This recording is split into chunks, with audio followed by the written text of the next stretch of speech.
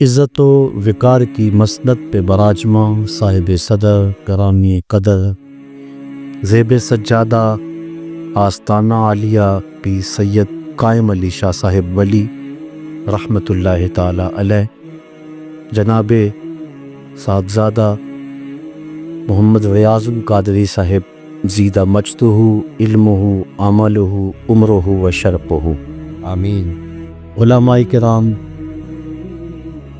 معزز محترم زائرین حاضرین، السلام علیکم ورحمۃ اللہ وبرکاتہ۔ وعلیکم السلام ورحمۃ اللہ وبرکاتہ۔ اس بابرکت اجتماع میں آپ کی طرح مجھے بھی حاضری کا شرف نصیب ہو رہا ہے۔ میں اور آپ ایک اللہ کے کامل ولی کے قدموں میں، ان کے زیر سایہ رمضان المبارک کی بابرکت رات کے دامن میں اترتی ہوئی جو برکتیں ہیں ان کو سمیٹنے کے لیے یہاں جمع ہوئے ہیں۔ مالک جل وعلا کی بارگاہ میں دعا ہے کہ وہ ہماری حاضری کا ایک ایک لمحہ اپنی بارگاہ میں قبول فرمائے، آمین۔ ہمارے میزبان عالی مرتبت نے جس محبت سے اس خوبصورت محفل کا اہتمام کیا اور معنوی حسن کے ساتھ ساتھ صوری حسن سے آج کی یہ جو محفل مالا مال ہوئی، یقیناً یہ ان کے ذوق لطیف کا نتیجہ ہے، اور سال ہر سال سے وہ اپنی محبتوں کا یوں اظہار کرتے ہیں، بلکہ پورا سال اسی ذہن میں رہتے ہیں۔ اب پورا سال یہ انتظار رہتا ہے کہ محفل پاک، محفل نعت سے پاک کی تقریب منعقد ہونے والی ہے، اور یہ محفل گزرتی ہے تو اگلے پروگرام کے لیے ذہنی تیاریاں شروع ہو جاتی ہیں۔ گویا زندگی کا یہ سارا سفر حضور کی مدحت کے لیے وقف ہے۔ اللہ تعالیٰ ذوق و محبت میں اور حضور علیہ السلام کے ساتھ عقیدت اور رشتہ محبت میں مزید فراوانی عطا فرما۔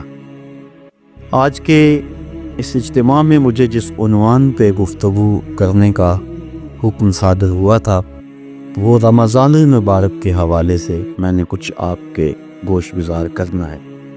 وقت کی نظارتیں مجھے ملحوظ رہیں گی، چونکہ سحری کا وقت قریب ہوا چاہ رہا ہے اور محفل دیر سے شروع ہوئی ہے۔ ملک کے مقتدر ثنا خاں تشریف فرما ہیں، ہم ان سے بھی بہت کچھ حضور علیہ السلام کی مدح و ستائش میں کہی ہوئی نعتیں سننا چاہیں گے، تو میں اختصار کے ساتھ کچھ باتیں آپ کے گوش گزار کروں گا۔ اللہ تعالیٰ میری زبان پہ کلمت الحق جاری فرما دے۔ میں آپ کی ایک ایک لمحے کی توجہ کا طالب رہوں گا۔ قرآن مجید میں اللہ تعالیٰ جل شانہ نے ارشاد فرمایا، اے ایمان والو، تمہارے اوپر روزے فرض کر دیے گئے جس طرح کہ تم سے پہلوں پہ فرض کیے گئے تھے، تاکہ تمہیں تقوی ملے۔ الصوم فی اللغت الامساک، لغت میں روزہ رکنے کو کہتے ہیں۔ اصطلاح شریعت میں عبادت کی نیت سے طلوع فجر ثانی سے غروب آفتاب تک اکل و شرب اور جماع سے قصداً رکے رہنے کو روزہ کہتے ہیں۔ روزے کی تاریخ کے حوالے سے علامہ اسماعیل حقی رحمۃ اللہ تعالی علیہ لکھتے ہیں کہ ملک تحمور الثالث حضرت آدم علیہ السلام کی اولاد سے تیسرا بادشاہ ہوا ہے۔ اس کے دور انہیں قحط پڑا تو بادشاہ نے اپنی رعایا کو سیاسی حکم نامہ جاری کیا کہ جو صاحب ثروت لوگ ہیں وہ ایک وقت کا کھانا کھائیں اور ایک وقت کا کھانا بچا کر قحط زدہ علاقوں میں بھیجیں تاکہ ان دکھیوں کی مدد ہو سکے۔ قوم نے سیاسی حکم نامے کو قبول کیا اور انسانی ہمدردی پر مشتمل اس بات کو دل و جان سے مانا اور ایک وقت کا کھانا کھایا اور ایک وقت کا کھانا اپنے قحط زدہ بھائیوں کے لیے بچایا۔ اس قوم کی اس ادا کو اللہ نے پسند کر لیا اور وقت کے نبی پر وحی ہوئی کہ اس قوم کی اس ادا کو ہم عبادت قرار دیتے ہیں، تو اس طرح روزے کی فرضیت ہوئی۔ علامہ حقی علیہ رحمہ نے روزے کی تاریخ کے حوالے سے اسی قول کو نقل کیا۔ پھر ہر نبی پر روزے فرض کیے گئے۔ قرآن مجید کی یہاں نص موجود ہے کما کتب علی الذین من قبلکم، یہ تمہارے اوپر بھی ہی فرض نہیں کیے گئے بلکہ تم سے قبل جو امتیں گزری ہیں ان پر بھی روزے فرض کیے گئے۔ حضور رمضان المبارک کے روزوں کی فرضیت سے قبل عاشورے کا روزہ رکھتے تھے، لیکن ہجرت سے 1.5 سال بعد 2 ہجری کو حضور علیہ الصلوۃ والسلام پر رمضان کے روزے فرض کیے گئے۔ اس طرح حضور کی زندگی میں کل 9 رمضان آئے فرضیت روزہ کے بعد، ان میں سے 7 رمضان 29 کے تھے اور 2 رمضان 30 کے تھے، اور یہ بات ذہن نشین رہے کہ زیادہ تر رمضان 29 کا ہوتا ہے، اور یہ بھی ساتھ ساتھ ذہن نشین رہے کہ روزے 29 ہوں یا 30 اللہ پورے 30 کا ثواب عطا فرماتا۔ یہ امت محمدیہ پر اللہ تعالیٰ کا احسان ہے، کرم نوازی ہے۔ روزہ فرض کیوں کیا گیا؟ کیا وجہ تھی کہ مسلسل 1 مہینہ بھوکا اور پیاسا رہنے کا حکم صادر ہوا؟ مالک نے کس طرح چاہ لیا کہ میرا بندہ بھوکا بھی رہے اور پیاسا بھی رہے؟ جو 70 ماؤں سے زیادہ پیار کرتا ہے، اور ایک ماں گوارا نہیں کرتی کہ میرا بیٹا بھوکا رہے، وہ سارے کام چھوڑ کے پہلی فرصت میں دودھ دیتی ہے۔ بیٹے کے لیے ماں جن جن مراحل سے گزرتی ہے وہ کسی سے مخفی نہیں۔ بیٹے کی تعلیم کے لیے زیور بیچنا پڑے تو ماں اس سے بھی گریز نہیں کرتی۔ وہ کیا کسی شاعر نے کہا تھا کہ شہر میں آ کر پڑھنے والوں بھول گئے ہو کس کی ماں نے کتنا زیور بیچا ہے۔ بیٹے کے لیے ہے، اس کا پیٹ پالنے کے لیے کسی کے گھر کے برتن مانجنے پڑیں تو ماں اس سے بھی گریز نہیں کرتی۔ اللہ نے اس کے سینے میں وہ تڑپتی ہوئی ممتا رکھی، وہ محبتوں کے امڑتے ہوئے جذبات رکھے۔ میں کہا کرتا ہوں آج کوئی شے ڈھونڈنے نکلو تو شاید ہی کوئی چیز خالص ملے، لیکن ماں کا پیار آج بھی خالص، ماں کا پیار آج بھی کھرا اور سچا ہے۔ اس کے سینے میں مالک میں محبت ہی اتنی رکھ دی ہے کہ جس کو دنیا کے کسی ترازو پہ تولا نہیں جا سکتا۔ وہ ایک شاعر ہوا تابش، اس نے ماں کی محبت کو چند لفظوں میں بیان کیا۔ وہ کہتا ہے مدت ہوئی میری ماں نہیں سوئی تابش، مدت ہوئی میری ماں نہیں سوئی تابش، میں نے ایک بار کہا تھا مجھے رات کو ڈر لگتا ہے۔ کہا بچپن میں میرے منہ سے نکلا تھا امی مجھے رات کو ڈر لگتا ہے، میں اب بوڑھا بھی ہو گیا ہوں، میری ماں اسی خیال میں رہتی ہے کہ میرے بیٹے کو کہیں ڈر نہ لگ رہا ہو۔ یہ ماں کی محبت ہے، یہ ماں کا پیار ہے۔ ماں کا نعم البدل کیا، ماں کا تو بدل بھی موجود نہیں ہے۔ علامہ اقبال کی جب والدہ انتقال کر گئی تھی تو اس دنوں کے اندر وہ دیار غیر میں تھے، انہوں نے ایک طویل مرثیہ لکھا جو آج بھی کلیات اقبال کی زینت ہے۔ اس کا عنوان ہے والدہ مرحومہ کی یاد میں۔ اس میں کہتے ہیں آہ وطن میں ہوگا اب کس کو میرا انتظار، کون میرا خط نہ آنے سے رہے گا بے قرار، آرزو لے کر تیری خاک مرکت پہ آؤں گا، اب دعائے لیم شب میں کس کو میں یاد آؤں گا، کون پچھلے پہر اٹھ کے دعا کرے گا۔ استاد سے بھی تو کہنا پڑتا ہے نا حضور دعاؤں میں یاد رکھیں، شیخ سے بھی عرض کرنا پڑتا ہے اپنی دودھ راتوں میں مجھے نہیں بھولنا، حاجی کو معتمر کو عرض کرنا پڑتا ہے سین حرم میں مسجد نبوی کی بہاروں نے مجھے یاد رکھنا ہے۔ کبھی ماں کو بھی کہنا پڑا امی دعا کرنا۔ ماں کے ہاتھ اٹھے رہتے ہیں، اور یہ بات ذہن نشین کر لیں جب ماں کے ہاتھ اٹھ جائیں تو اجابت کے سارے دروازے کھل جاتے ہیں۔ اور یہ نہیں ہے کہ ماں رابعہ بصریہ ہو تو پھر ہی دعا قبول ہوتی ہے، اپلے تھاپ کی ہوئی ماں گوبر سے بھرے ہوئے ہاتھ بھی اٹھا دے، اللہ کے عرش کو دنبش دینے کے لیے وہ ہاتھ بھی کافی ہوتے۔ ماں جب بولتی ہے تو اس کے لہجے میں جبریل بولتا ہے، اور جب ماں مسکراتی ہے لگتا ہے جنت کی ساری کلیاں چٹکنے لگی ہیں۔ ماں کے لہجے میں اتنی مٹھاس ہے ساری دنیا کا شہد نچوڑ دیا جائے اتنی مٹھاس پیدا نہیں ہوتی جتنی ماں کے لہجے میں مٹھاس مالک نے رکھ دی۔ وہ خورشید گیلانی میں لکھا تھا ماں کے عنوان سے، وہ کہتا ہے 5 سٹار ہوٹلوں میں کھانا کھانے میں وہ لطف نہیں ملتا جو چولہے پر بیٹھ کر ماں کے ہاتھ کی پکی ہوئی چپاتیاں کھانے میں مزہ آتا۔ عالی جناب حضرت صاحب بڑے بڑے اعلیٰ القاب سننے سے وہ حاضر وہ لطف نہیں ملتا جو ماں کی زبان سے اوے ببلو نکلنے سے لطف آتا ہے۔ ماں کا سینہ محبتوں کا خزینہ ہے، اور ماں کے سینے کے اندر مالک نے اتنا پیار رکھ دیا ہے کہ جس کا دنیا پر نعم البدل کیا بدل بھی نہیں ہے۔ غور کیجئے ماں کے سینے میں اتنا پیار کیوں ہے؟ اس لیے کہ اس نے بیٹے کو جنم دیا ہے۔ میں آپ کی توجہ چاہوں گا، ماں نے بیٹے کو جنم دیا ہے، اتنا پیار ہے کہ دنیا کے کسی ترازو پہ نہیں تولا جا سکتا۔ جس نے جنم دیا ہے اس کو اتنا پیار ہے، اور جس نے خلق کیا ہے اس کو کتنا پیار ہوگا؟ واہ! جس نے جنم دیا ہے اس کو اتنی محبت ہے، جس نے تخلیق کیا ہے اس کو کتنا پیار ہوگا؟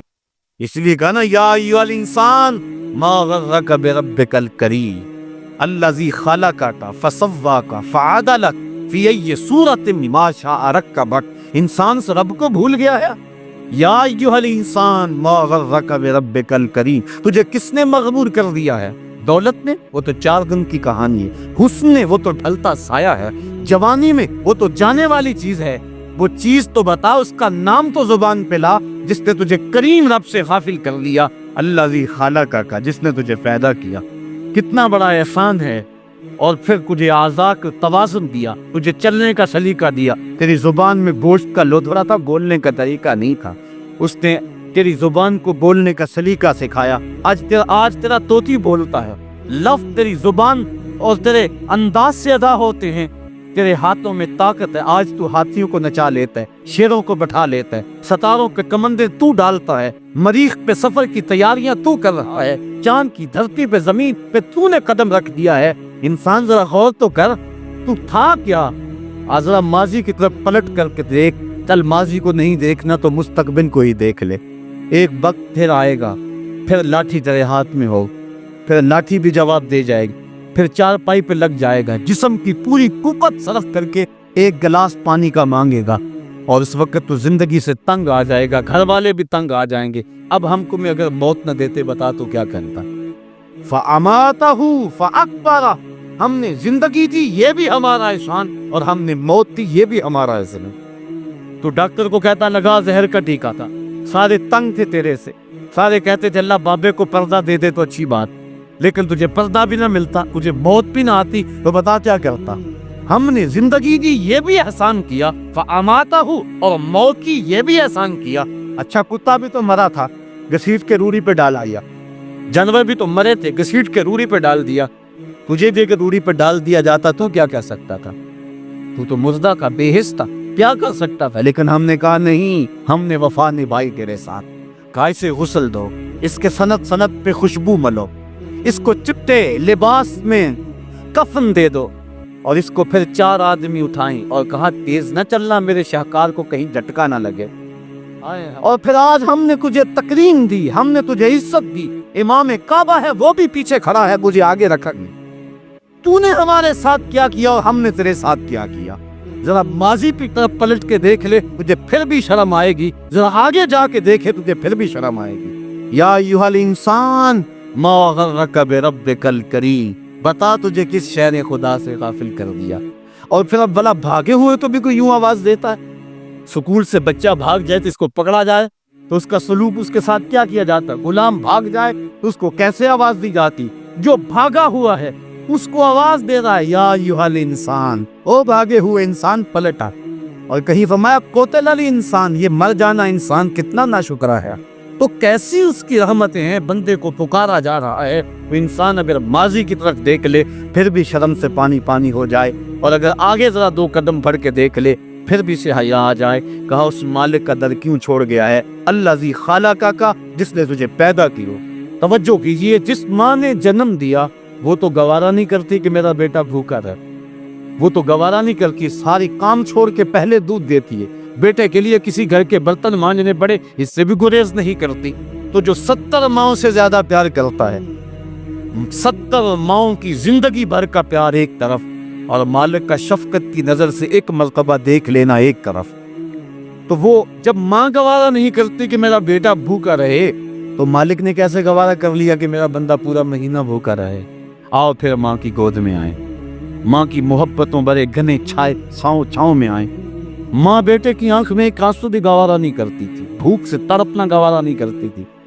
اب بیٹا ہو گیا بیمار، ڈاکٹر کے پاس اٹھا کے ماں بیٹے کو لے گئے، ڈاکٹر نے تشخیص کی، جو علاج تجویز کیا اس میں سیرپ کڑوا تھا، بیٹا پیتا نہیں تھا، ماں نے لٹا لیا زبردستی، منہ کھولا اور حلق میں کڑوا سیرپ ٹپکا رہی ہے، بیٹا چیخ رہا ہے، ماں جو حلق سے نیچے صرف اتر رہا ہے، اطمینان ہے اس کے چہرے پہ. کیا ماں سب پات ہو گئی ہے؟ نہیں. اس کی ممتا چھن گئی ہے؟ نہیں. اس کی محبت کے جذبات سرد ہو گئے؟ نہیں. کیا اس کا پیار رخصت ہو گیا؟ نہیں. وہ تو ایک آنسو بھی گوارا نہیں کرتی تھی، اور آج بیٹا رو رہا ہے اور ماں کے چہرے پہ اطمینان ہے. تو غور کریں گے، ماں جانتی ہے بیٹا نہیں جانتا. ماں سمجھتی ہے چند لمحوں کی تکلیف ہے، لیکن نتیجہ شفا کی صورت میں ہوگا. اس لیے مالک بھی نہیں چاہتا کہ میرا بندہ بھوکا رہے، لیکن اس کے باوجود کیوں چاہ لیا؟ کہا لعلکم تتقون، میرے بندو تمہیں تقوی کا نور مل جائے گا، تمہیں تقوی کی دولت نصیب ہو جائے گی. اب سوال یہ ہوا کہ آپ بھوکے اور پیاسا رہنے سے تقوی ملتا ہے؟ تقوی کی دولت بھوک سے ملتی ہے؟ تو آئیے شیخ فرید الدین عطار سے پوچھتے ہیں. اور اس سے قبل ایک اور بات طے کرنے، ہمارے دو دشمن ہیں جو ہمیں جادہ مستقیم سے بھٹکانے کے لیے دن رات کوشاں ہے، محنت کر رہے ہیں. ایک نفس اور دوسرا شیطان. اب نفس بڑا دشمن ہے یا شیطان بڑا دشمن ہے؟ تو شیطان کو انسانوں کو گمراہ کرتا ہے. جب شیطان خود گمراہ ہوا، اس کو کس نے گمراہ کی؟ اس وقت تو کوئی دوسرا شیطان نہیں تھا، وہ نفس تھا جو شیطان کو بھی لے ڈوبا. آنا خیر منہ، جس نے اندر سے سمت آیا، اور ایک شیطان کو شیطان بنانے والا نفس ہے. ہمارے دو دشمن ہیں، ایک نفس اور دوسرا شیطان. اکیلی اور یناتواں جان دو دشمنوں کے نرغے میں. لیکن اذا جاء رمضان سلسلۃ الشیاطین، جب ماہ سیام آیا شیاطین جکڑ دیے گئے. دو دشمن تھے، ایک دشمن باندھ دیا گیا. یہ جو مسجدوں کو پھاٹک کھل گئے اور قرآن کی تلاوت ہونے لگی، یہ شیطان کے بند جانے کی وجہ سے ہوا. اور پھر بھی گناہ ہو رہے ہیں، یہ نفس کے موجود رہنے کی وجہ سے ہے. دو دشمن تھے، ایک بند گیا، دوسرا دشمن موجود ہے. اب یہ نفس، اس کو کس طرح رام کیا جائے گا؟ کیونکہ اگر نفس قابو میں آ گیا تو شیطان کچھ نہیں کرے گا. شیطان باہر کا چور ہے، نفس اندر کا چور ہے. ہمارے دیہاتوں میں جب کبھی چوری ہو جاتی ہے تو لوگ اندازہ کرتے ہیں کہ چور کہاں سے آیا. بوڑھے آدمی بیٹھ جاتے ہیں، دانشور لوگ، لیکن ایک نقطے پہ سارے متفق ہوتے ہیں کہ کوئی اندر کا بندہ دیتی موجود ہے. اتنی دیر تک چوری نہیں ہو سکتی جب تک کوئی اندر کا بندہ موجود نہ ہو. یہ شیطان اتنی دیر تک حملہ نہیں کر سکتا جب نفس ساتھ شامل نہیں ہوتا. اب شیطان کے چھپنے سے قبل ہم نفس کو قابو میں کر لیں تو شیطان چھٹ بھی گیا تو کچھ نہیں کر سکے گا. اب نفس کا علاج کیسے ہوگا؟ تو آئیے شیخ فرید الدین عطار کو پوچھتے ہیں. پہلے یہ میں بتانا چاہوں گا کہ شیخ فرید الدین عطار ہیں کون. علامہ اقبال کے روحانی مرشد ملا رومی رحمۃ اللہ تعالی علیہ کا ایک شعر ان کے تعارف کے لیے پیش کرتا ہوں. شیخ فرید الدین عطار کے بارے میں علامہ رومی لکھتے ہیں: ہفت شہر عشق را عطار گشت، ما ہنوز اندر خم یک پوچام. عشق کے ساتوں شہر حضرت عطار گھوم چکے ہیں، ہم پہلے شہر کی پہلی گلی کی پہلی نکر پہ کھڑے تھے. یہ ملا رومی کہہ رہے ہیں. وہ شیخ فرید الدین عطار کہتے ہیں: نفس نتواں کش الا باس چیز، بات دوئم یادگیرش اے عزیز. خنجر خاموشی و شمشیر جو، نیزائے تنہائی و ترک ہجو. کہا نفس نہیں ملکا، لیکن تین اسلحے لے کے نفس پہ ٹوٹ پڑو گے تو نفس قابو میں آ جائے گا. خنجر خاموشی، ایک خاموشی کا خنجر. دوسرا شمشیر جو، بھوک کی تلوار. تیسرا نیزائے تنہائی، تنہائی کا نیزہ. تو یہ اسلحے ہیں، اگر ان سے نفس سے حملہ آور ہوں گے تو نفس قابو میں آئے گا.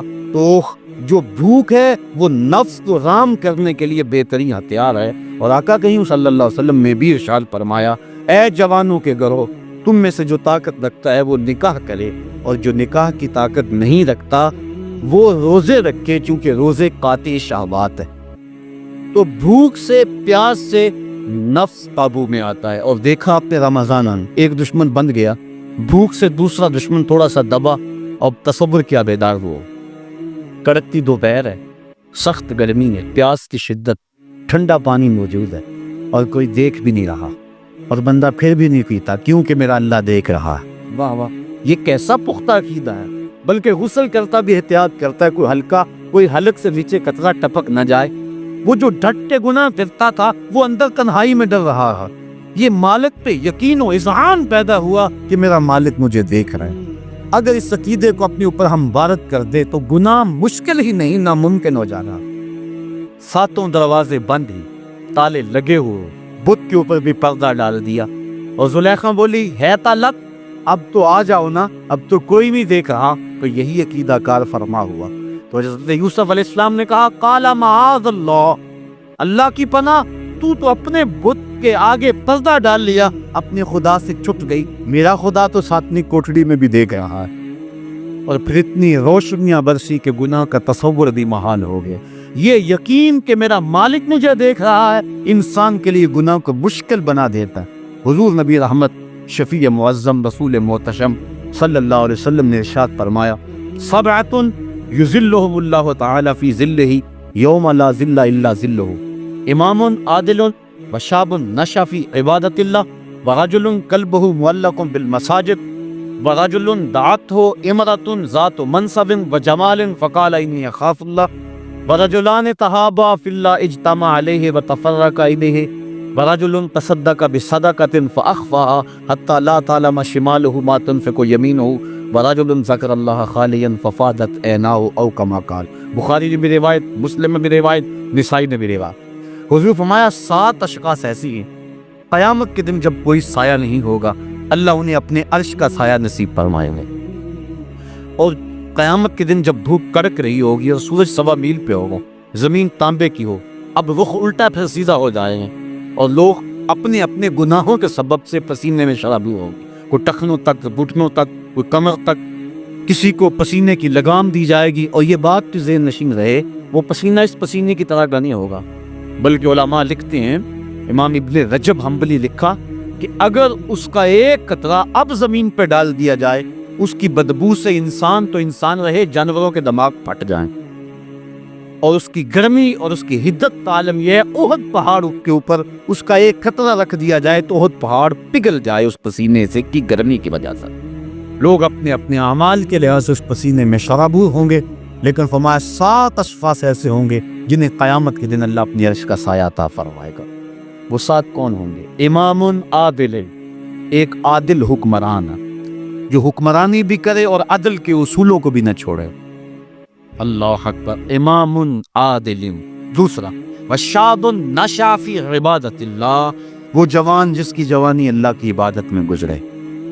کام تو بڑا مشکل ہے, لیکن سنیے حضور ارشاد فرماتے ہیں انا حبیب اللہ الشاب الطائب حبیب اللہ, لوگوں میں اللہ کا حبیب ہوں, اور جو جوان جوانی میں توبہ کرے وہ بھی اللہ کا حبیب ہے.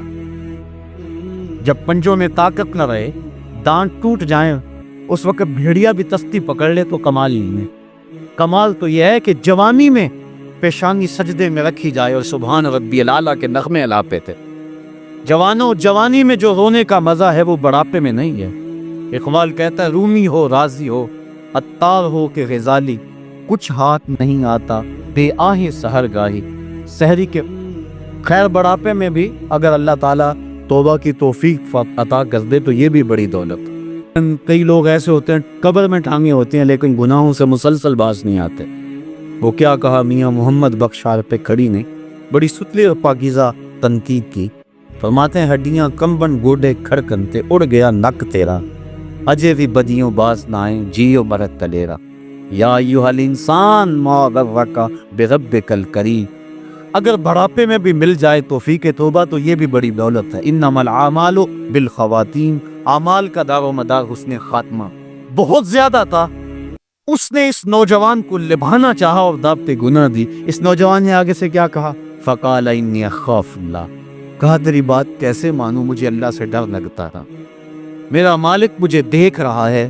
یہ کہہ کے بچھتے ہوئے حسن کی پیشکش کو ٹھکرا دیا. حضور فرماتے ہیں جب قیامت کے دن کوئی سایہ نہیں ہوگا, قیامت کے دن اس شخص کو اللہ اپنی عرش کا سایہ نصیب فرمائے گا. یہ بات چھوٹی نہیں ہے.